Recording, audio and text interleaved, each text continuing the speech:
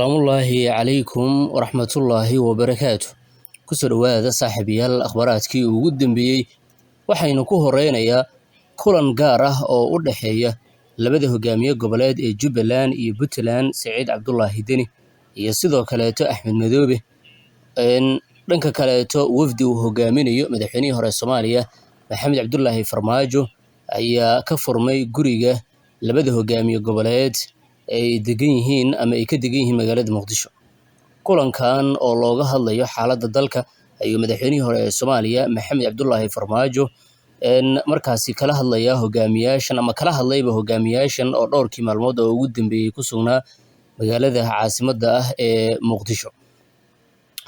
Wararka hordhaca ah waxay sheegayaan kulanka in diradda lagu saaray xaaladda guud ee dalka, arrimaha siyaasadda, khilaafka beddelka dastuurka, muranka ku saabsan arrimaha doorashooyinka, isfaham la'aanta u dhaxaysa dowladda dhexe ee Soomaaliya, maamul goboleedyada iyo mucaaradka, iyo qodobo kale oo waaweyn.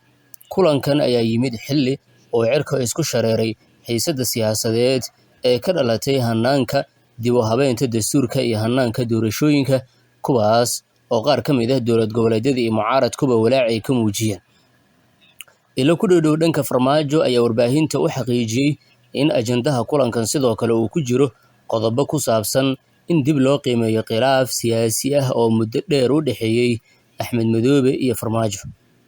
Madaxweynihii hore ee Soomaaliya Maxamed Cabdullaahi Farmaajo ayaa inta la ogyahay dagaalka ugu adag kula jirayba Axmed Madoobe ka hor Xasan Sheekh Maxamuud, waxaana xilligaas wixii ka dambeeyey aan jirin wadahadal rasmi ah oo dhex maray Farmaajo iyo sidoo kale Axmed Madoobe marka laga soo tago kulamo qadka telefoonka oo dhowaan shirka Kismaayo intii mucaaradku ay lahaayeen ku dhex maray Farmaajo iyo madaxweynaha Jubbaland.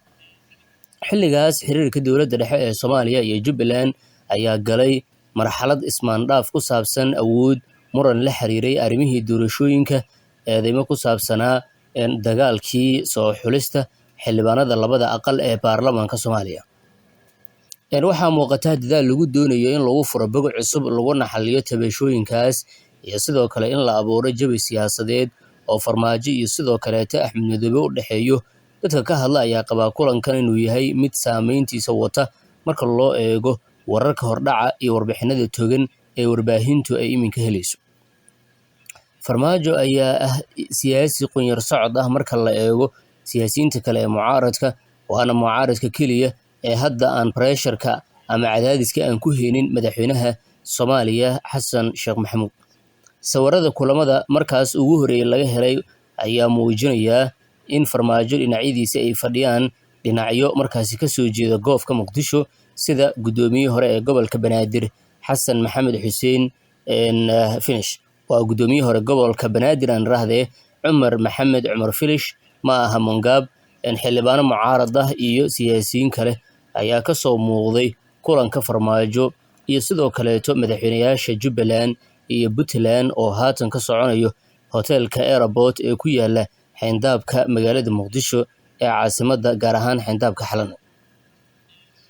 Soo dhaweynta kulankaas iyo sidoo kale filashada laga qabo iyo qaabka la isugu gacan qaaday ayaa muujinaysa in xubnahan ay markaasi kulankan maanta lagu lafaguray qodobo waaweyn. Si kale markaan u dhigno, waa siyaasiyiinta mucaaradka ee beelaha daarood ee xubnaha maanta kulmaya ugu jilbka culus, waana musharaxiinta u taagan hoggaanka dalka Soomaaliya, Farmaajo iyo sidoo kaleeto ninka la yiraahdo Saciid Cabdullaahi Deni. Wixii ka soo baxa dib ayaan ka faahfaahin doonaa oo waan idiin soo gudbin doonaa. Dhanka kale aynu eegno Cumar Cabdirashiid Cali Sharma Arke, ra'iisul wasaarihii hore ee Soomaaliya, ayaa isna kulan noocaasi oo kaleeto ah waxa uu la qaatay madaxda Puntland iyo sidoo kaleeto Jubbaland, waa Axmed Maxamed Islaam, Axmed Madoobe iyo Saciid Cabdullaahi Deni. Iyagana isla arrimahaas ayay ka hadleen. Xusuusnow, Cumar Cabdirashiid wuxuu horey uga tirsanaa kooxdii mucaaradka ee ka goosatay golaha mustaqbalka ama golaha samata bixinta, islamarkaana la heshiiyey dowladda federaalka, gaar ahaan madaxweyne Xasan Sheekh. Intaas ayaan uga gudbayaa, wixii soo kordha waan idinla wadaagi doonaa. Dhinaca kaleetana aynu eegno madaxweynaha Jamhuuriyadda Federaalka Soomaaliya Xasan Sheekh ayaa lagu wadaa in saacadaha soo aadan si degdeg ah uu ugu soo laabto magaalada Muqdisho ee caasimadda Soomaaliya. Xasan Sheekh Maxamuud ayaa inta uu ku sugnaa dalka Itoobiya waxa uu khudbad xasaasi ah ka jeediyey laba shir oo halkaasi uga qayb galay. Mid waa shirka meertada 39aad ee Midowga Afrika, midka kaleetana waa shirka Talyaaniga ee Afrika isaguna ka dhacay dalka Itoobiya.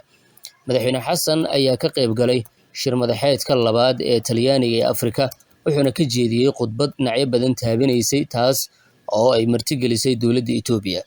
Shirkan ayaa waxaa diradda lagu saaray xoojinta dadaalada iskaashiga, kobcinta xiriirka dhaqaalaha, istiraatiijiyadda u dhaxaysa Talyaaniga iyo dalalka Afrika, iyada oo madaxweynuhu khudbadiisa diiradda uu ku saaray horumarka ganacsiga iyo fursadaha maalgashi ee markaasi qaaradda, si gaar ahaaneed Soomaaliya.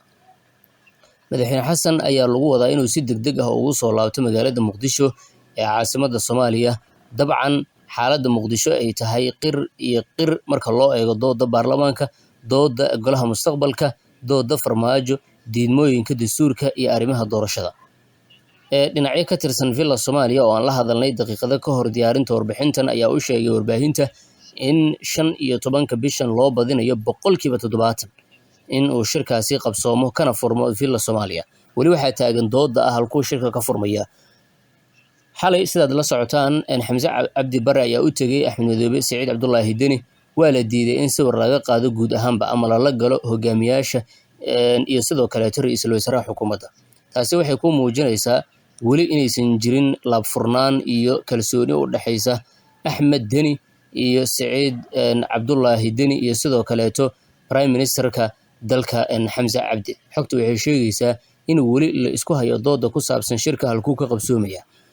Guddigii labada dhinac ayaa lagu wadaa maanta inay kulan yeeshaan ee kala metelayay golaha mustaqbalka iyo sidoo kale mucaaradka.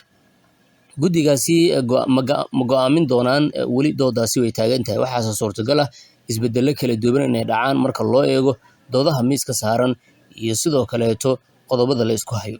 Xogta aynu helayno ayaa waxay sheegaysaa inay jiraan qorshayaal isbeddelkaasi lagu xoojinayo, iyada oo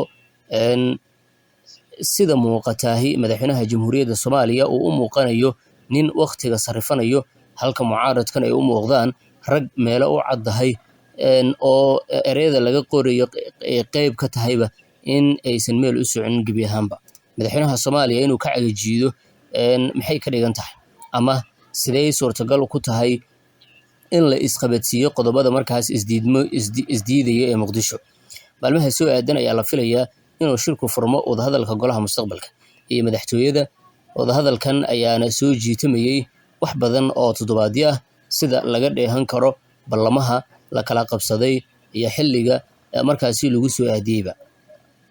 Ilaa iyo hadda dooda ayaa ka taagan Villa Soomaaliya miyaa lagu qabanayaa mise hotel ku yaala Xalane. Laakiin waxaa jira dhowr qodob oo muujinayo inaan daacad markaasi laga wada ahayn qabsoomidda shirkan. Wixii soo kordhase wararkeena dambe ayaad ku dhageysan doontaan.